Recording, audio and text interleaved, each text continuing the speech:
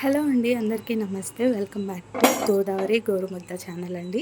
ఈరోజు నేను మీకు చాలా టేస్టీగా ఉండే ఎగ్ పౌచ్ ఎలా చేసుకోవాలో చూపించిపోతున్నానండి. ఇది ఏం లేదండి, మన సిమిలర్గా ఆమ్లెట్ లాగే ఉంటుంది, కానీ ఆమ్లెట్ టేస్ట్ అయితే డెఫినెట్లీ ఉండదండి. మీరు ఒకసారి ట్రై చేశారంటే ఎప్పుడన్నా రసం కానీ లేకపోతే మీ ఇంట్లో పప్పుచారు అలాంటివి ఉన్నప్పుడు, అంటే వాటరీ కర్రీస్ ఏమన్నా ఉన్నప్పుడు మీరు డెఫినెట్లీ అందులోకి తిన్నారంటే చాలా చాలా టేస్టీగా ఉంటుందండి. మా హస్బెండ్కి ఇది మాత్రం చాలా ఫేవరెట్ అండి. నేను చాలాసార్లు చేశాను, కాకపోతే ఇది ఒక చిన్న సింపుల్ రెసిపీ కదా అని చెప్పి నేను ఇప్పటివరకు వీడియో మేక్ చేయలేదు, కానీ చాలామందికి తెలియదు కాబట్టి మీకు చూపిస్తున్నానండి. చాలా సింపుల్ ఇంగ్రీడియంట్స్ తోటే చేసుకోవచ్చు. మీ ఇంట్లో ఏమి ఉన్నా లేకపోయినా ఇందులోకి ఎగ్స్ అండ్ ఆనియన్స్, టమాటో ఉంటే చాలండి. మిగతావి నేను చూపించేవన్నీ కూడా ఆప్షనలే. మీకు ఇందులోకి నేను 3 ఎగ్స్ తీసుకున్నానండి. మీ ఇంట్లో పోపుది కానీ లేకపోతే ఇలాంటి ఒక చిన్ని బాండిల్ లాంటిది ఏదన్నా ఒక కడాయి ఉంటే చిన్నది తీసుకోండి, చాలా చిన్నది, పొంగడాలకి వేసేదాని లాంటిది అనమాట, కాకపోతే కొంచెం పెద్ద హోల్ ఉండేది. ఇందులోకి నేను సాల్ట్, ఉప్పు, కారం వేసుకున్నానండి. అందులోకి మేము మున్నార్ నుంచి స్పెషల్ మసాలా తెచ్చుకుంటాం, చికెన్ మసాలా, లేదంటే మీరు నార్మల్ చికెన్ మసాలా వేసుకోండి. లేదు అని అంటే మీరు garam masala and jeera powder add చేసేసుకోండి. నేను ఇక్కడ నాకు ఏవైతే అవైలబుల్లో ఉన్నాయో అవే వేసాను.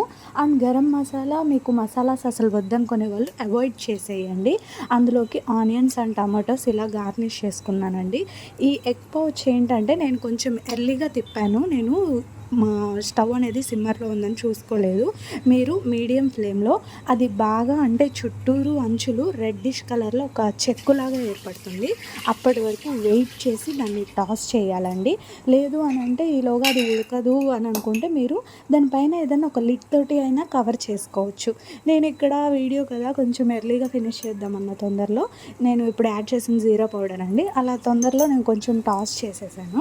సో అది నాకు అంత పర్ఫెక్ట్గా పౌచ్ అనేది రాలేదు. సో మీరు ఏం చేస్తారంటే కొంచెం ఆగి చెక్కు కట్టాలండి, అడుగున రెడ్డిష్ అవ్వాలి. చూడండి నాకు బాగా తిరిగింది, కానీ నేను టాస్ చేసేటప్పటికి నాకు కొంచెం లోపల ఉండే ఎగ్ ఉంటుంది కదండి, ఆ ఎగ్ యొక్క ఉడకకపోవడం వల్ల అప్పుడే నాకు కొంచెం మధ్యలో నుంచి అది బయటకు వచ్చేసింది అనమాట, పొట్ట పగిలి అందులో నుంచి వచ్చేసింది. సో ఇలా అయిపోయిందండి. మీరు సేమ్ ఇట్లా ఒక ప్లేట్లోకి తీసుకొని మీరు చక్కగా అనేది గార్నిష్ చేసేసుకోవచ్చు. ఇందులోకి మీరు కావాలంటే స్ప్రింగ్ ఆనియన్స్ కానీ, పాలకూర కానీ, లేకపోతే ఇంకా డిఫరెంట్ ఆకుకూరలు ఏవైతే ఉంటాయో అవి కూడా యాడ్ చేసుకోవచ్చు అండి. It will be very healthy. మీరు అలా యాడ్ చేసుకుంటే, నాకు ఉన్నవి ఇవే కాబట్టి నేను ఇవే టొమాటోస్ అండ్ ఆనియన్స్ యాడ్ చేశాను.